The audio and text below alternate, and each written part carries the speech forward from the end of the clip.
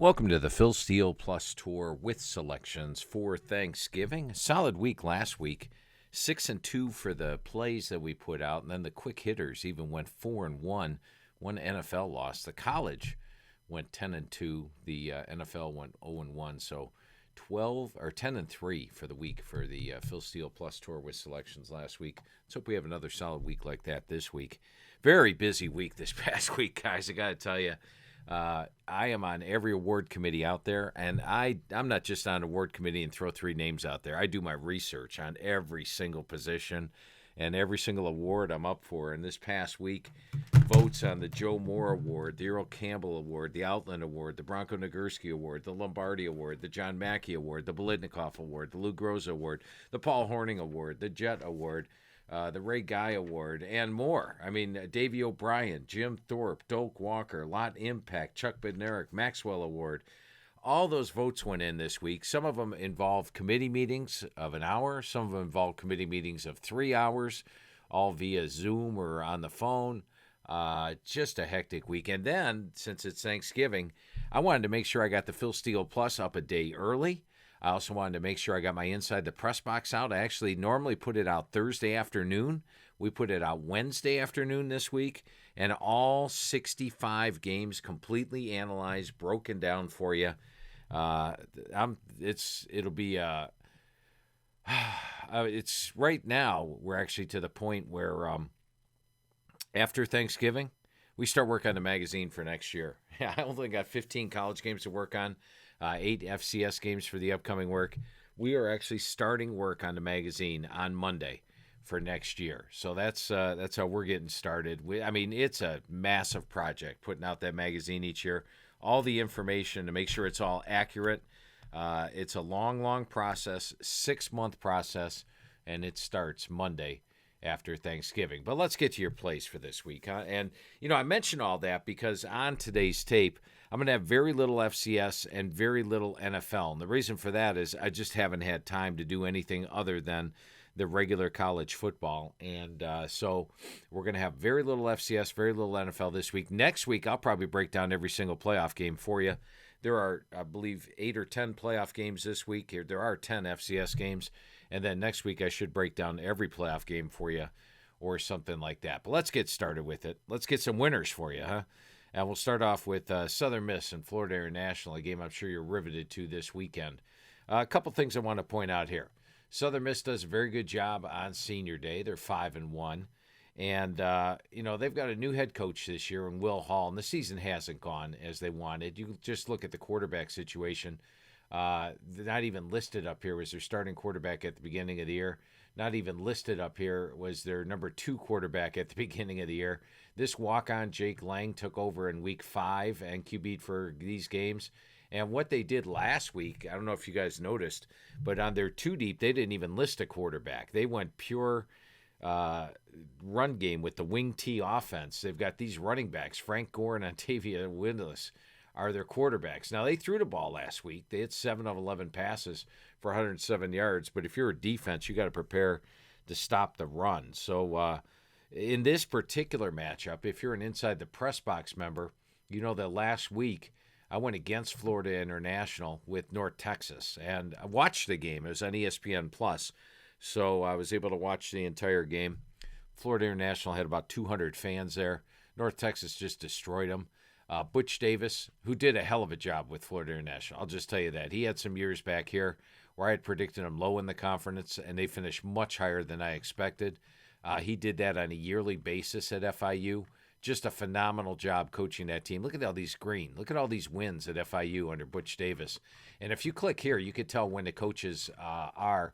Just click under last 40 years results, and this takes you back to here.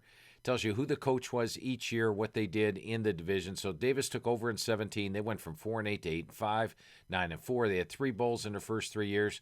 Last year, the team was ripped apart by COVID, and this year, hurt hard by injuries as well. And it's amazing they fired Butch Davis. And Davis said a lot of bad things about the university, as well he should. They're a complete mess there right now. I don't know which head coach would take that job. And what happened last week, this disinterested Florida International team got rolled by North Texas. They had one 60-yard pass to open the third quarter when I was watching. I thought that might spark them, but no, 611 to 245 yards. Now, Southern Miss, on the other hand, has had this bad season, but they really started to turn around when they went to the Wing T against UTSA. They gave them a game. The final was 27-17, and once again, collegepressbox.com allows me to post these play-by-plays. And I go through the play-by-play of every game every week. And this will be the last week where I'm doing 65 games, which allows me to start working on the magazine because I'll have a lot of extra time. But look at this. Southern Miss led UTSA 17-10 in the third quarter. UTSA scores a touchdown on the last play of the third quarter to make it 17-17. They get two scores right here in a 20-second span in the fourth quarter to pull away and win 27-17. But they showed me they hadn't quit for the season. And then last week, they beat Louisiana Tech 35-19, showing me they hadn't quit for the season. Will Hall is an offensive-minded guy, and he has figured out his offense. So this is a team that hit rock bottom. There's your bounce right there, that game against North Texas.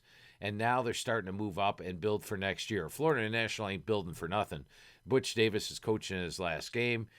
He's doing that just because he's not a quitter. He is a head coach through and through, and he is going to stick it out to the end, even though he's in an unbearable situation. These Florida International kids have quit. USM, Southern Miss, has not quit. So even though you've got a bad team laying 10.5 points here, Southern Miss's defense, look at this, something you probably don't know. Usually a team with a bad record is like this, Florida International, giving their opponents 108 yards above their season average, 497 yards per game. They're giving up 512 yards per game right now over the last 4 weeks. Southern Miss has been playing good D all year, 355 yards per game. In fact, number 58 in the country, holding opponents to 23 yards per game below their season average. So this is a defense that should lock down this Florida International offense. Look at these red numbers out here. Last 4 weeks are averaging 281 yards per game. So if you get held to 23 less, that's 258 yards here. I like Southern Miss. I like them minus 10.5. They haven't quit. And the last 4 weeks, they're playing to an 83.2 grade. They're playing to a 66.9 grade. That means with the home edge included, Southern Miss by 20 points. And once again, they're only laying 10.5. All right, well, we just talked about that North Texas team. And one of the reasons that I used North Texas over Florida International last week, and they won so easily, was the fact they've been playing a lot better football. And let's go take a look at who they're matched up with. They are matched up against UTSA. Now, UTSA is a hell of a story. They are unbeaten, and they're starting to play a little bit with unbeaten pressure. Look at their last 2 games. The Southern Miss game, they only won by 10. The UAB game, they were very fortunate to win. If you go back here, this doesn't even sum it up. UTSA, first of all, we have halftimes on every game. Use them. There's your halftimes on every game. You can see right here, UAB at a 349, 180 yards at the half. Should have been up by more than 24-17, but was only up 24-17. But here's your halftimes. Use them on every game. Now we take a look at the box score for the game. And once again, thank you, collegepressbox.com, for allowing us to use the box scores. We zip down here and go to the end of the game. And once again, I go through the play-by-play of every game. I watch the games on TV, go through the play-by-play. And then what I like to do is I like to listen to the games and watch them at the same time with the sound from the announcers. I can only do 2, potentially 3 at a time while I'm watching the 12 games during Saturday. But what I'll do is I'll go back and watch the replay with the announcers because they've interviewed the coaches. They've got a lot of valuable insight. And I like to watch at least the start of the game and the end of the game because that's when they give you the most information. At the start, they'll tell you what everybody's about coming into the game, who's injured, who's not. And then at the end of the game, they're pretty much wrapping up what happened on the field that day.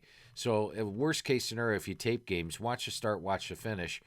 First 5 minutes, last 5 minutes, and you really do get a pretty good gist of the game. But most games I'll try to watch all the way through. Anyway, at the end of the game, UTSA is driving down. Here it is, 3rd and goal from the 1. They're out of time. Last play, fumbles the snap. It doesn't say that here. Picks it up, tosses end zone, tip pass, caught in the end zone for a touchdown, and they come out with a 34-31 win. So they've been playing a little bit tight. They probably should have lost last week to UAB. They got outgained 474 to 375. They got the CUSA title game coming up on deck. That's a pretty big game. So you talk about the game here. This one was for the championship of their division, for the right to go to the CUSA title game. They've got the CUSA title game on deck. This game is meaningless and also in a sandwich spot. Here's North Texas. Now, early in the year, you know how good SMU was early in the year, right? They opened up 8-0. Look at this. It was at the half, they had a 228 to 162 yard edge. And this touchdown by SMU, it was actually 6-0 North Texas. Once again, click on the box score, you go right there. North Texas led this thing 21 to 12. Or no, let's go to the half. North Texas led 6-0. SMU comes down and gets a 62-yard touchdown pass with 3:50 left in the half to take a 7-6 lead. But they were outgained and outplayed. Look at those field goals that North Texas settled for. 19, that means they were at the 2-yard line. 22, that means they were at the 5-yard line. So 2 long drives for North Texas ended in 2 short field goals. SMU was outplayed in the first half by North Texas. And then another game that North Texas played well in was this, let me take a look, the Liberty game. You go back to the Liberty game. They led Liberty and Malik Willis 20-14 at the half, 241 to 153-yard edge. Ended up losing by 9. So they were playing better than this 1-5 record. But then they beat Rice. They beat UTEP, or Southern Miss. They beat UTEP. They beat FIU. And if you say, well, who'd they beat? Look who UTSA was beating. The same Southern Miss, the same Rice, the same UTEP. So they're beating the same teams. And over the last 4 weeks, North Texas, which is playing for a bowl game. So situation, I love it. Here's this team, which is surging. If they win this game and pull the upset, they get to a bowl game, probably save Seth Luttrell's job. UTSA has playing with unbeaten pressure, off a huge win, with a huge game on deck. Situation I love for North Texas. But just look at the last 4 weeks. North Texas is playing to a 101.1 level. UTSA is playing to a 102.3 level. And once again, the average game grades, these are in your magazine. I would think you know what the average game grades are, but I'll explain them to you again. They have nothing to do with UTSA. They have nothing to do with North Texas. They only take a look at the opponent, the yards for the game, rushing and passing, total yards, rushing, passing, total yards, defense, and the score of the game, and who the opponent was and where it was. And that's how the game grade comes out. So there's no starting or finishing point. North Texas has the same shot at having the number 1 average game grade as Ohio State does because there is no starting point. But taking that into account, North Texas is 101.1. UTSA is 102.3 the last 4 weeks. That means you add in the home field edge. North Texas is favored by 2.5 in the last 4 weeks average game grades. And they've got a huge situational edges home as well. They're a double-digit home dog. And let's take a look at how the home team has done in this series. And to find the last 24 years, you just click right here on the, this gets you the last 24 years. And once again, Phil Steele Plus is not set up for you. It's set up for me. This is what I use. And you ever hear me on the radio shows and I'm rattling off stats and rattling off players' names, and I could say, hey, in this game, the player rushed for 122 yards. That's because I got my Phil Steele Plus in front of me. All right? I can look up anything in a matter of seconds. So here we are. Let's see how the home team has done in this series. And once again, when you're using the last 24 years matchups right here, the home team, if it says the word win, that means they won the game outright. So the home team is 1, 2, 3, 4, 5, 6, and 1 straight up. If it is green, that's what a lot of you think most is more important. That's who covered the game. And if it's green, that means the home team covered. If it's red, that means the visitor covered. The home team has covered 7 in a row in this series. So you've got the series history, I like. You got the fact North Texas much better than a 5-6 team right now. You've got the unbeaten pressure. In a massive sandwich. NT needs a bowl for a win. In the last 4 weeks, says NT should be favored. And you got a double-digit home dog. So add it all up. We're going to take North Texas plus 10.5 over UTSA. Let's take a look at another game here. We are going to put Eastern Michigan on the left and Central Michigan on the right. And this is just an automatic for me. Eastern Michigan. And this is an angle section of it now. And you know what I'm going to do next year? We've got the angles in we've got the angles in the magazine. And here's an example. This is Eastern Michigan's angle chart. And when you're looking at the magazine, up here is the straight up record. So this is home record straight up, away record straight up, neutral record straight up, versus conference straight up, and versus non-conference straight up. I am not sure. Oh, they didn't play non-conference games last year. I was going to say there was a typo in the magazine, but no, they didn't play non-conference games last year. Here's the ATS records now. This was their ATS record for the season as a home favorite, home dog, away favorite, away dog, neutral, conference, all the way down. Next year on this site, Phil Steele Plus, I'm going to take it to the 48 category system that I have. I've got this logged out for 48 different categories. We'll have that up here for you guys. I used to put out a workbook for college football that had that. You know what? I sold a couple hundred. By the time I printed it, produced it, put the time in to get it, I lost money on the deal. Just not enough people bought it. But I tell you what, if it's up here on Phil Steele Plus, you'll be using it, and it'll break it down even more. But here I want to hone in on Eastern Michigan is a away dog. 4-1, 6-0, 3-1, 3-1, 3-0. In the last 5 years, 10-1, 13-2, 16-3, 19-3. Into this year, they are 1-1, and that one was actually a pretty tough loss. I used them against Wisconsin as an inside the press box play. I believe they were plus 26.5, and Wisconsin beat them by a half a point. It was a tough spread loss there by a half a point. Their other game is an away dog this year. They were favored over Northern Illinois. They went into Toledo and they won. And the thing is, when Eastern Michigan goes on the road as an away dog, they're not only 20-4 against the spread, there are 10 outright upsets. Now, one thing we are going to add to next year, the Phil Steele Plus, and we're going to start working on this in January, is putting, like we have in the magazine. In the magazine, we've got the team that won the game in bold. If we had these guys in bold, you would be able to see it at a glance that Eastern Michigan, dog win. Like, let's see, an away dog. Last year, the final game of the season, they were at Western Michigan, plus 13.5. They won the game outright, 55-12. Here they were at Kent State. They covered, but they've won 10 of their 24 games outright. They're 20-4 against the spread. My computer calls for Central Michigan to win this by 8. They're laying 9 points.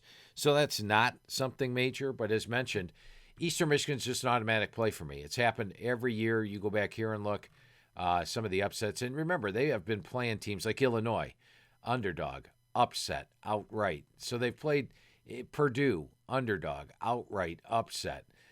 You can go back and look at a lot of these away dogs. Ball State, outright upset. And so 10 outright upsets, 20-4 against the spread. It's a rivalry game. They're over a touchdown underdog. Yeah, Central's been playing well, but my computer only has them winning by 8. Then you throw in the Eastern Michigan away dog factor. Add it all up. I got Eastern Michigan plus 9 over Central Michigan. And, you know, you don't handicap just one way. You handicap using angles. You handicap using red-green. You guys know what that is. You're Phil Steele Plus users. You handicap using last 4 weeks. You can handicap looking at series history. You can handicap looking at situational edges. There's a lot of different ways to handicap. That's an angle play, but it's been a pretty productive one. I just play Eastern Michigan every time they're an away dog, and they deliver the wins. And who knows, maybe it'll be their 11th outright upset win. This one here, I was actually, at the start of the week, torn.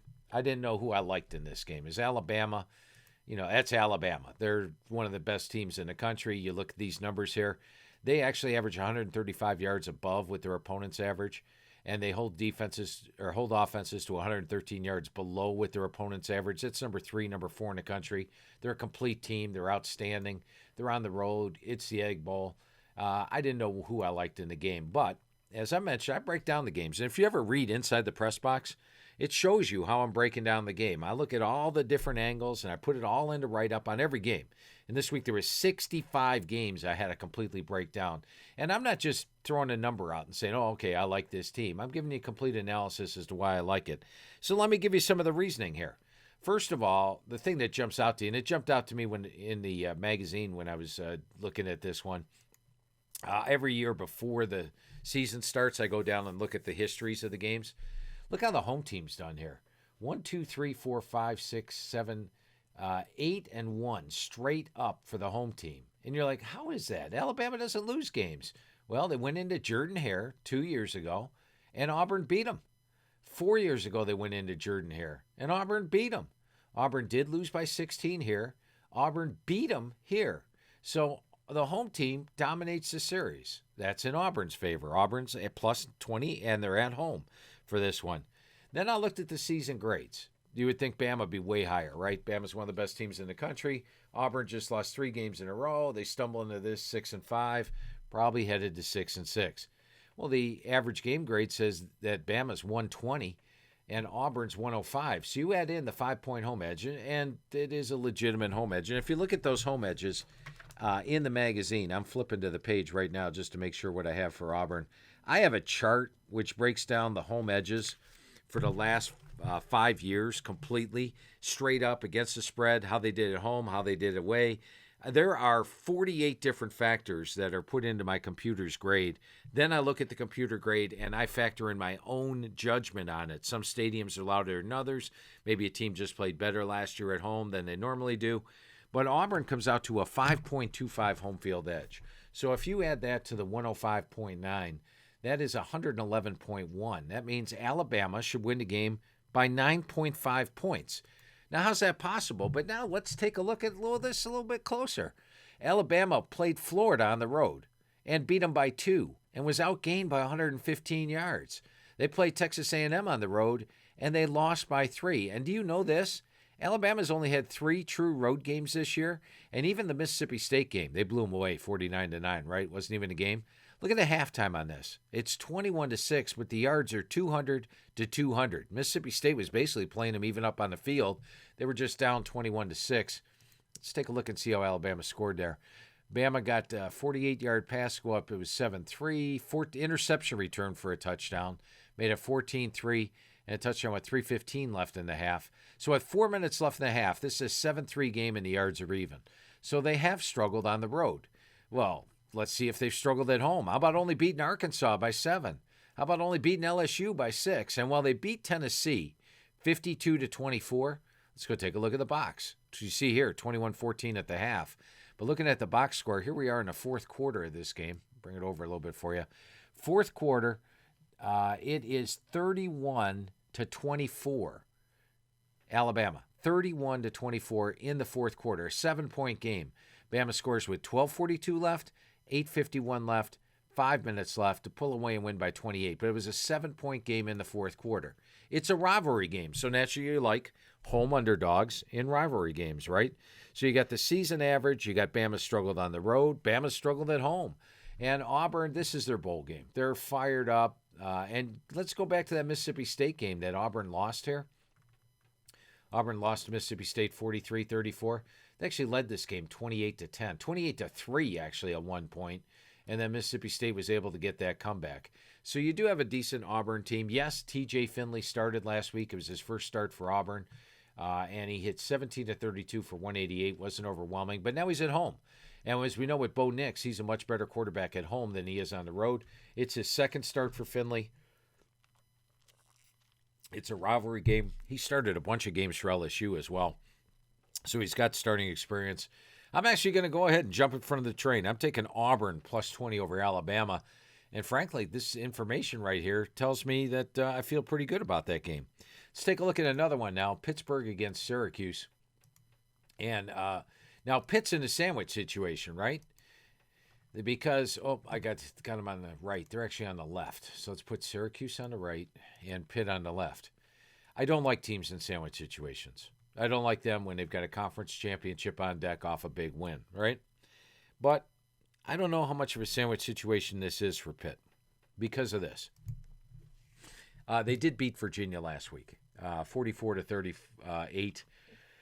I believe if you look at the box score on that, they got the 62-yard touchdown pass with 2:10 left, and they won the game by 10. So it was a fairly close game. Gave up some yards, got a big game on deck. But here's the thing. Who do you prepare for if you're Pitt? If Wake Forest beats Boston College, they're playing Wake Forest. But Wake Forest very well could lose to Boston College. All right, so if Wake Forest loses to Boston College, they're playing NC State if NC State beats North Carolina. But if NC State loses to North Carolina on Friday, which is very possible, they're playing Clemson. So the team's not looking at Clemson. They're not looking at Wake Forest. They're not looking at NC State. They could easily play any of those three teams. And I would say it's a pretty simple, pretty easy, even percentage of playing any of the three, because Wake could easily lose, NC State could easily lose, and Clemson's in the clubhouse already. So you got nothing to look forward to. You got nothing to prep for. But here's the thing they do have to prep for. And I love these 40-year logs. And Todd's got 40-year. Next year when you see your Phil Steele Plus, it's going to say last 45-year results because it'll be 45 years next year. In fact, I believe it is 45 years. It already is 45, so it'll say 45 plus next year. But anyway, Coach Narduzzi, and I caught this on ACC, and also when I was talking to Coach Narduzzi about the awards for Pickett and Addison this week. A couple of guys that are up for some big awards, going over some things about the players. He mentioned to me that they have not had a 10-win regular season in 40 years. You want to check that out? I did. I'm like, is that right? I just looked here. Here's 5, 10, 15, 20, 25, 30, 35. Here's 40 years ago, 1991. They won the national championship. They had some guy, Dan Marino, a quarterback. I don't know if was going to be any good in the NFL. They won the Sugar Bowl. They beat Georgia 24-20. They won 10 games in the regular season, won their 11th year. That's the last time they won 10 games in a regular season. So they do have something to play for. A 10-win regular season, the first time in 40 years. And they're also an outstanding team spread-wise this year. They're 8-3 against the spread. They lost to Western Michigan, blowout, and then even beat Clemson by 10. Lost here, blowout, easy. They've win like that. So 8-3 against the spread, playing well. Look at Syracuse. Something I want to point out here. Chris pointed this out. He's my ACC guy here. Look at the passing yards for Syracuse the last 3 weeks. 65, 46, 66. How do you stop them? You run the foot, you stop the run. Look at Pitt's run defense. They hold opponents to 98 yards rushing, 2.9 yards per carry. Look at all this green here. Yes, Syracuse has Sean Tucker. Yes, they have Garrett Schrader. They do not have a passing game. And look at these sacks. 3, 4, 5. Even though they've only thrown the ball 53 times the last 3 weeks, they've got sacked 12 times. That tells you that they can be sacked. Well, Pitt's got to have a pass rush to do anything about that, right? Oh, look at Pitt's sacks the last 3 games. 6, 5, 5. They have got 41 sacks on the year, 10.6. So I'm thinking if this team drops back to pass, the odds of a bad play happening for Syracuse are pretty large. Either a sack or potentially even an interception against Pitt. Meanwhile, Tucker and Schrader, I think, will have a tough time running against this run defense. Now let's look at the flip side of the coin. You have Syracuse, their last 2 weeks, their offense. Well, one more thing about their offense. 184 yards, 236 yards. The last 4 weeks, Syracuse is 164 yards below their opponent's average. So if you come in averaging 400 yards, they've gained, 240. And that's what you're looking at here. Pitt on offense is averaging 529 yards, we're looking at defense. Pitt's holding opponents to 36 yards per game below their season average. So you're looking at a team that's going to get about 200 yards. Now, on the flip side of the coin, we do have the pass efficiency defense updated right here on the page. Let's go to that. FBS info. You can get special teams. You can get pass efficiency defense right here. Let's see how good Syracuse pass defense is. We're going down the line quite a bit here. 107. They're giving up 65% completions, 18 touchdowns, and just 3 interceptions all year. Only 3 ints all year for Syracuse.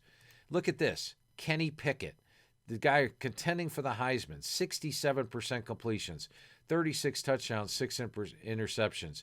Jordan Addison, a guy contending for the Blitnikoff, 1,272 yards, 17.2. You think they're going to have success against that weak pass defense? Did you guys happen to notice what Ohio State did against Michigan State's weak pass defense last week? We have a potent pass offense against a weak pass defense. We have a defense that stops the run against a team that can only run. And we have a team that sacks the quarterback versus a team that allows sacks. This is a matchup game of the week to me. And there's also, even as a situational edge, I like the fact Pitt can actually achieve 10 wins in the regular season for the first time in 40 years. That's something to achieve and strive for. So we're going to go with Pitt minus 13 over Syracuse. Let's take a look at another game, a rivalry game, and it's Florida State against Florida. And this is 2 boats crossing in the ocean. You have 2 teams in completely opposite directions here. Now, Florida's at home. They'll have a rabid home crowd for this, right? I don't think so. Florida fans are not too happy right now. They're probably more concerned with who the heck are we going to hire than are we going to beat Florida State this week. Yeah, they can win and get to a bowl, but if you go to a minor bowl game at Florida at 6-6, is that really a reward? And yeah, they had the opportunity last week to clinch a bowl bid. They lost at Missouri, for crying out loud. So, you take a look at a Florida team that doesn't have a lot to play for. They started out well. They were 3-1 with only a loss to Alabama, a game they outgained them by 115 yards. On the season, they've actually outgained 10 of their 11 opponents. They're plus 119 yards per game. But look how they're doing lately. That lost to LSU. They got blown out by Georgia, blown out by South Carolina. Samford at the half. Samford, by the way, guys, and I used him here on Phil Steele Plus. I pointed out that the edges Florida had. Florida is going to be angry after these losses. They're going to blow them out. That defense is going to come to play. No.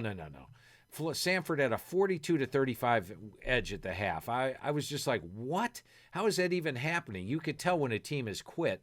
And here they lost again at Missouri. So this is a Florida team that's tossed in the towel. They fired their head coach. They had fired their defensive coordinator. Now they fired their offensive mastermind. Who's going to run the team? Who's going to set up the defense? Who's going to set up the offense? I got a lot of questions with Florida. Now let's take a look at Florida State. Mike Norvell's out of a job, right? I mean, they did play a great game against Notre Dame, but they lost to Jacksonville State. They got blown out by Wake Forest. They got beat by Louisville at home, even though they had the yardage edge. They're 0-4. Mike Norvell is going to be fired, but they beat Syracuse. They upset North Carolina on the road. They beat UMass. They gave Clemson a hell of a game. They gave NC State a good game. Then they beat Miami of Florida at home. They beat Boston College on the road. And now if they win here, they go to a bowl game. Is that big? Well, whereas Florida last year was thinking national championship when they played Alabama, and a 6-6 season would be ridiculous, Florida State actually missed out on a bowl last year. And the previous bowls, they barely got to a bowl game against Arizona State. And here they did not get to a bowl. So they've had a lot of non-bowl seasons. Mike Norvell's in his third year. Second year. He needs to build this thing up. A bowl would be huge for Florida State. Florida, not so much. And then you look at some other factors in this one. Over the last 4 weeks, Florida State's playing to an average game grade of 102.7. Florida just 96.9. That says Florida State outright. And you can't even give Florida the full home field edge. I doubt the Swamp is going to be packed and super loud for this one. So you've got a team for Florida State that wants to get to a bowl versus one that who cares if you get to a bowl game. And so you have one that's trending upward. You have one that's definitely trending downward.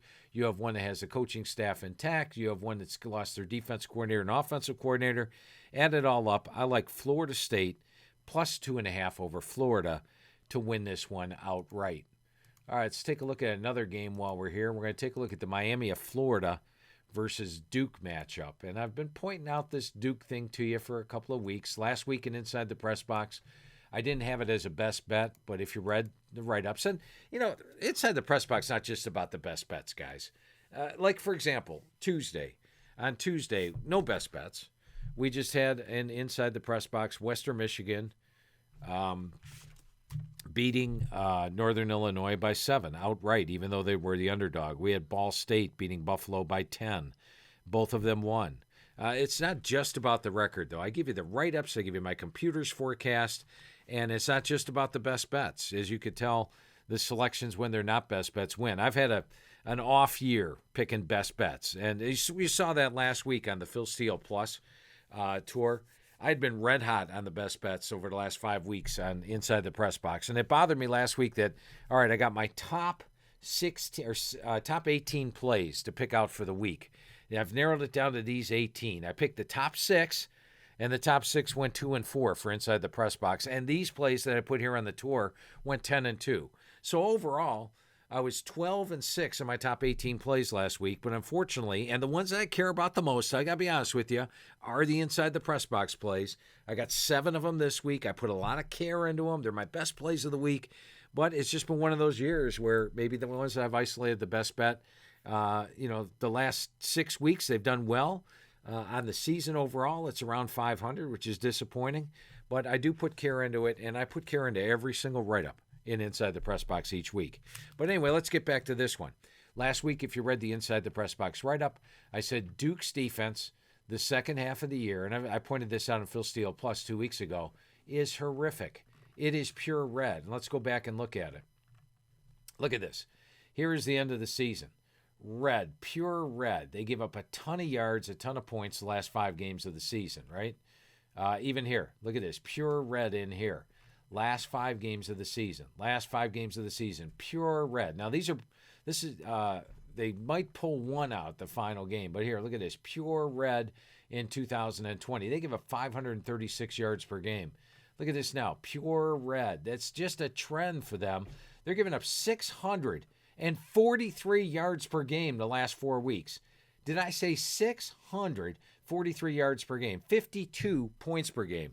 I bring that up because the total in this game is 68. All right, so Miami could very well nearly get to that 68 total. But you say, well, Duke's offense is not that great. And by the way, look at Miami. Miami, since Van Dyke took over a quarterback, 22-6 ratio. Look at all the green in here. 325, 426, 389, 316, 357. They are putting up the yards and points. They've got Knighton at running back. And Knighton, I believe in the last game, struggled. 14 carries, 17 yards. In fact, 16 of 32 here. Knighton needs a breakout game. He's a dynamic back. I wouldn't be surprised if Knighton, who had 162 against Georgia Tech, and Georgia Tech's defense has been ridiculously bad. And we're going to talk about that a little bit later in this Phil Steele Plus. I'll show you Georgia Tech's defense. Knighton had a big game. It wouldn't surprise me if Knighton, against this rush defense, which has given up 7.3 yards per carry, has a breakout game. So here, fantasy football players, nobody's going to be taking Knighton. He's got 30 carries for 49 yards the last 2 weeks. Who's going to take Knighton? I am. Take Jalen Knighton this week. Look for him to get 150, maybe 200 yards rushing, and Van Dyke's going to throw the football, and they're going to put up a lot of points. Now, why am I picking the over as opposed to just picking Miami? Well, here's the thing. It is Cutcliffe's, maybe his final home game. You never know. But look at the offense and defense difference. And we break this down right here every week. This is in your magazine, but it's even more valuable here. We break it down on a weekly basis. On the road, Duke averages 12 points per game. And we could look at it. 28, 7, 0, 7, 17. But at home, they average 34 points per game. They got 22 at Louisville. They got 29 against Pitt. They got 27 against Georgia Tech, 52 against Kansas, 30 against Northwestern. So they average 34 points per game at home. And Miami has a decent defense, but they are giving up 431 yards per game. The last 4 weeks, they're allowing 18 yards above the average. This is not last year's defense, which had the dynamic rush-ons, and even last year they give up yards and points. So the total in this game is 68. And as mentioned last week, I like the Duke-Louisville game to go over, and I believe the total was in the 50s or 60s, and it was 84. And that game was basically over at the half. What was it at the half? 44 points at the half, 418 yards they give up to Louisville at the half. And once again, if you're wondering what the spread was, Todd put this up a couple weeks ago right here under FBS Info. You can click on ATS Logs, and this gives you every game spread log. So let's go see what the total was on that game last week. Look, it's 51. Todd hasn't updated the spread logs. Now, by the time you get this, Todd will have updated the spread logs. He just doesn't have it updated right now. But the Louisville spread, well, you can look it up. Look it up when you get this and see what it was. But it was an easy cover for the over last week. Todd's running a little behind this week. Not sure why, but he's running a little bit behind this week. So anyway, there it is. We're going to go with over 68 for Miami of Florida Duke. I'm going to take a quick break, give the voice a rest. I'll be back with you. You won't even notice the break because I'll be right back. All right, here we go with part 2. A couple quick notes for you. Now, Todd, well, one thing is, make sure you follow me on Twitter. It's at Phil Steele 042. That's 042, not 042. At Phil Steele 042. And a quick thing about the awards, I found this fascinating. The being involved with the Joe Moore Award is probably, I don't want to play favorites, but probably my favorite award to be on because it's just a bunch of big old offensive linemen and big old offensive line coaches. And I am the only non-offensive lineman or non-OL coach that's on the award. And this is how they break down film. And I find this fascinating. I love the toughness level, especially this third one. Takes no shit. Love it. That's how I play basketball, guys. It's no blood, no foul when I play basketball. But you take a look at the rest of these things, and they really do break down every tape. And these guys are tough graders. You wouldn't want them for your teacher in school, because you could have an offensive line that's averaging 550 yards per game, 6 yards per carry, hasn't allowed a sack all season, and these guys will be tearing down the left guard for 3 missed assignments in a game the previous week. So tough graders, love being on the Joe Moore Award, and make sure you check out this worksheet that they use when they're breaking down the game. So it's pretty interesting, but that's part of the award committee, and I just thought I'd share that because these guys are a hard-working committee. Every one of those guys involved in there is breaking down film, watching the games, and like I said, tough graders. All right, let's get back to the forecast. And by the way, if you're an Inside the Press Box reader, I really raced to get all 65 of these games written this week. I was just reading through a couple of them. There are some typos in there. Please forgive me for the typos. I write each of these myself each week. I put all the information, gather it, put it in there, a lot of hard work. So I just racing to get it done by Wednesday as opposed to Thursday afternoon. There's going to be a few typos, so please cut me some slack on that. And we'll cut Todd a little bit of slack. Just he says he got the logs up. Let's see if Todd got the logs up here. College logs. We're looking up Virginia Tech or Duke and Louisville. See what the total was. You know what? My log still doesn't have Duke and Louisville up there. Let me hit refresh and see if that does anything. Oh, there it is. I just had to hit refresh. Sometimes you do that on the site. You have to hit refresh. I was just about to yell at Todd again. But the total was 60 last week, and they scored 84 points. So going back to that over in the Duke, Miami of Florida game. But the logs are up. They're all updated.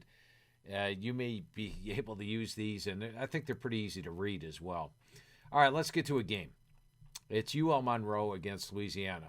Now, I've been handicapping for a long time, guys, and this series just amazes me. I mean, it flat out amazes me. There have been years in this series where the home team is just so far superior to the visitor, and there's no way that the streak will continue or the trend will continue, but it does every year. And what trend is that I'm talking about?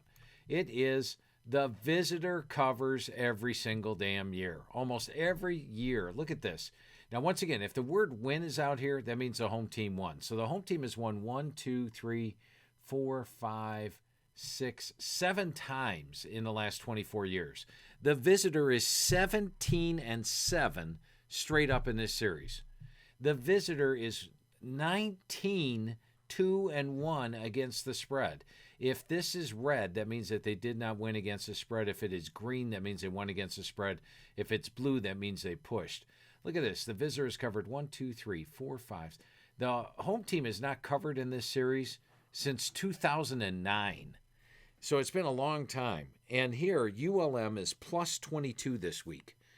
So, and I got to be honest with you, there were years back here where the visitor was doing so well, and I said, well, you know what, that's just can't be true. Look at the spreads, 3 points, 7 points, 5 points, 9 points. I'm going with the home team, and I lost. But then I learned my lesson probably right around here and just automatically started playing the visitor in every single week. 19-2-1, an amazing spread run. And here's another thing I want to point out about this game, couple things. First of all, it's a sandwich situation for Louisiana. Louisiana is at home. And they have a big game on deck against App State for the Sun Belt title. So a huge game next week. Huge sandwich game. They're off a big win over Liberty. They've got the Sun Belt title game on deck. They're at home. They're a 22-point favorite. You know you love the visitor in this series already, don't you? You've got the sandwich situation going for you. And then how about this? Let's go back to those spread logs for a minute. In fact, I'm going to put the spread logs up over here. Maybe it'll be easier to read. When we go to the spread logs, let's take a look at ULM. Some I want to point out to you about them this year.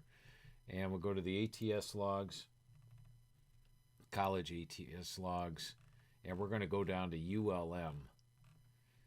ULM, they were a 23.5-point dog to Troy. That's about 1,100 on the money line, guys. They won outright, 29-16. So I said, you know what, that's just an aberration. That just never happens. That was just something that's never going to happen again. Well, guess what? They hosted Liberty. They were a 33-point dog. They won outright, 31-28. And then they were a large dog. There was another game here. They've got 3 of them so far this season. Let me look where it was. South Alabama, they were a 13.5-point dog. Once again, won outright. And even last week, they were a 29-point dog against LSU, and they easily covered the game. They only lost by 13. So this is a ULM team that I think might be worth a look on the money line, okay? The money line right now is 1,050. So if you put $100 down on ULM to win this game straight up, you win $1,050. So it is worth a look on the money line to take ULM plus 22. It doesn't matter what Louisiana does here. They got the Sun Belt title game next week. You've got 3 big dog wins from ULM. And what a job Terry Bowden's doing there. I mean, you look at the quarterback situation. They were without Rodriguez. They went to Chandler Rogers for a good part. Now, for some reason, and Todd will have this corrected, Chandler Rogers is the number 2 quarterback. In fact, he's leading the team in passing this year, but Todd doesn't even have his numbers up here under the individual leaders. He's got 2 other guys up there. By the time you see this, he'll have Chandler Rogers' numbers up here under quarterback. For some strange reason, he's got Kobe Suits and Jaya Wright, but he'll have them up there. I was just going to point out to you, he's been doing well. Rodriguez actually has been doing well since his return, but they've got 2 potential quarterbacks to throw at Louisiana this week. They're big on the money line, and Louisiana all year has played down to the level of their opposition. They've only beat Nicholls State by 3. They only beat Georgia Southern by 8 as a big favorite. They only beat South Alabama by 2 as a big favorite. Now, when they're at home on a weeknight, they beat Ohio and they beat App State. But then they go on the road and they only beat Arkansas State by 1. They only beat Georgia State by 4. So they play down to the level of their opposition. They play up to the level of opposition. They're plus 22. The visitor dominates the series, and Louisiana's in a sandwich situation. All right, I like ULM plus the 22, and I also like them on the money line at plus 1050. Let's get to your quick hitters. And something about the NFL. Let's go ahead and take a look at the NFL. As mentioned, guys, to get everything done a day early this week, I've really been pushing. I did not really look at the NFL games. Plus, it was a short card for Sunday because 3 games are being played on Thanksgiving today. So I glanced at them and didn't really look. But you can go to the homepage here on Phil Steele Plus. You could look at the NFL info. And this is something I pointed out last week, which I found fascinating, or it might have been 2 weeks ago. This, if you get the credit for your opponent's wins and you get the credit for of the one teams you beat, and the teams you lose to, you get credit for their losses. The Buffalo Bills, who had been regarded as one of the top teams in the NFL, are 23-20. So they've been mostly beating bad teams, and they've lost to some teams that have had losses. New England's 27-18. It's Arizona, Dallas, Kansas City, Green Bay. I like this chart. And then the other chart we have for the NFL, which you can use this week to go along with your team pages, is, of course, the offense and defense versus opponent averages. This is Dallas's offense is playing 82 yards above opponent averages, and the defense is 2. You add the 2 together, it's 84. At the very bottom is Houston. Seattle is down here at number 31. I pointed that out a couple weeks ago when we went against the Seahawks and won. So you can see Cleveland's actually up here. Cleveland's number 7 in opponent averages, despite the fact they have a mediocre record this year, and I think they're up there as well in the strength of wins, pain of losses. Let's see where they're at on that. Yeah, Cleveland's up here at 21-18, even above Buffalo. So that's interesting. Once again, I don't follow the NFL. I am purely college football this year. I spend an hour watching ESPN, the highlight film of the NFL, and I might spend an hour reading about the NFL on Thursday nights, but that's about it. I'm a college guy. College, strength of wins, pain of losses. Let's see what's at the top. Georgia at 52. Notre Dame at 47, Ohio State 45, Oklahoma State 44, Michigan 44, Cincinnati 40, Baylor 40. I love this chart. This, if you beat an opponent, you get credit for their FBS wins. If they beat an FCS opponent, that doesn't count. However, if they lost to an FCS opponent, you do get credit for the losses. The overall best records, naturally the guys with 0 here. And you notice Notre Dame's up here in the 0 column because the team they lost to, Cincinnati, doesn't have any losses. So they didn't pick up any losses. That's why they're up here at 47-0 and Cincinnati at 40-0. But let's get to your quick hitters. I got some quick hitters for you, and they are rivalry quick hitters. So you're going to like this. And I don't even know if I have to pull up both pages on some of these. Washington is +1 at home against Washington State. Guys, you follow the Apple Cup, right? So let's take a look here. 1, 2, 3, 4, 5, 6, 7 straight wins for Washington in this series. They've won the last 6 straight up. It seems like every year, this is the year Washington State's going to contend for the Apple Cup. Nope, not so much. Washington dominates the series. They're +1. Your first quick hitter, based on series history, Washington always wins the Apple Cup. Take Washington +1. Here's one where I got 2 things going for you, and I will show you both sides. You've got Georgia traveling to Georgia Tech. So let's go ahead and put Georgia Tech on the right since they're the visitor, and we are going to put Georgia on the left. Now, I believe last week one of your quick hitters was to take Notre Dame over Georgia Tech, and one of the reasons was this mess, this red over here versus the green of Notre Dame's rush offense. Did that work last week? About 55-0. So this defense is allowing opponents 145 yards per game above their season average. Let's go take a look at Georgia. Georgia, of course, has the rush offense, so it's much the same matchup. So it's got matchup going for it, right? The other thing it's got going for it here is the fact that, let's take a look at the history of this series. How has Georgia done at Georgia Tech? Pull it over here. At Georgia Tech, they won and they covered. Once again, if this is green, that means they covered. If this is green, that means they won the game straight out. That's 1. That's 2. That's 3. They've won and covered. 1 and covered 4. 1 and covered 5. 1 and covered 6. 1 and covered 7. 1 and covered 8. 1 and covered 9. 1 and covered 10. They did not win back in 1999, but in the 10 games that they have played at Georgia Tech this millennium, they are 10-0 straight up, 10-0 ATS, and you've got the red-green matchup going for you. So even though they're laying 35, even though they got the SEC championship on deck, remember 55-0 by Notre Dame last week. We'll take Georgia as a quick hitter, minus the 35 over Georgia Tech. Let's go back to this one. It is Virginia Tech. They just fired their coach. That's always a little iffy situation, but sometimes you get a bounce from the fired head coach. You've seen it many times this year. First week bounce. So we'll put that in Virginia Tech's favor. And then we're going to take a look at the series history here. Remember, Virginia Tech is getting a full touchdown this week. Virginia Tech always wins this series, with the exception of this one. And they lost by 9 in 2019. But I want to show you something on that game. Let's go back to 2019. And these box scores are available for every game. So you can go back and see exactly what happened. When you click on this box score, look at here.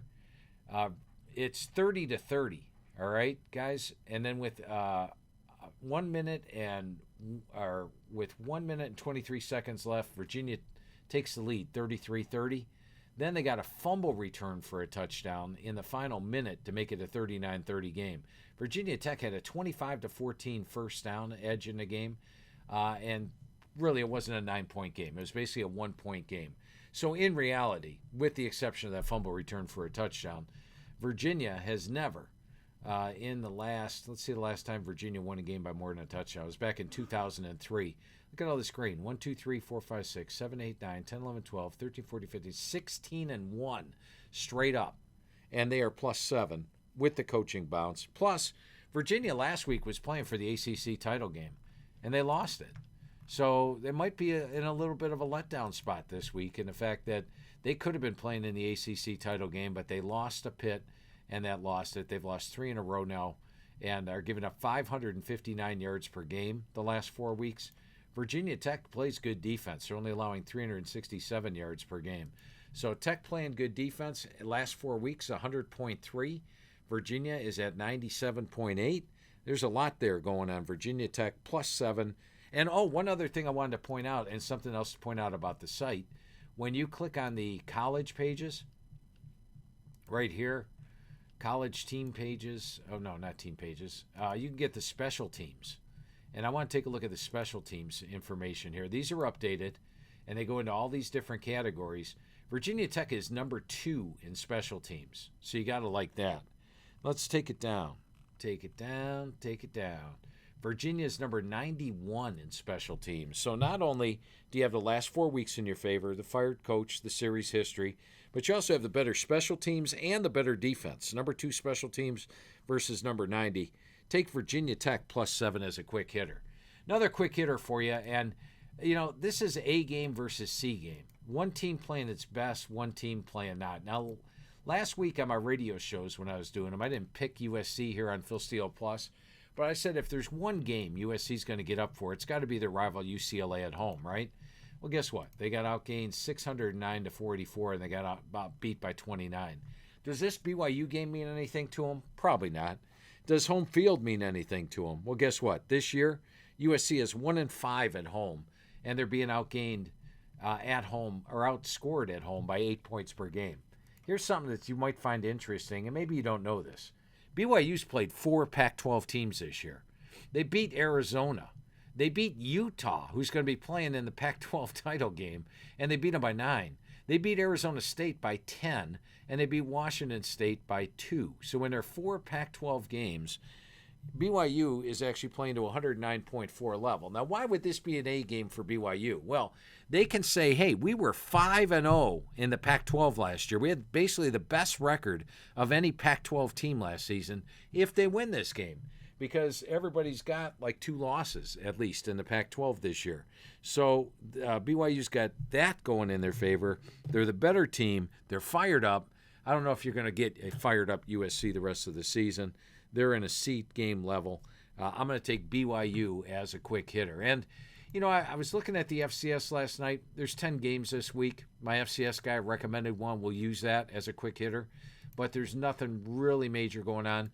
Next week, if you're an FCS fan, I will have a lot of stuff up for you on the FCS because I only have 15 FBS games to break down. This week I had 65, so I will have a lot of stuff for you.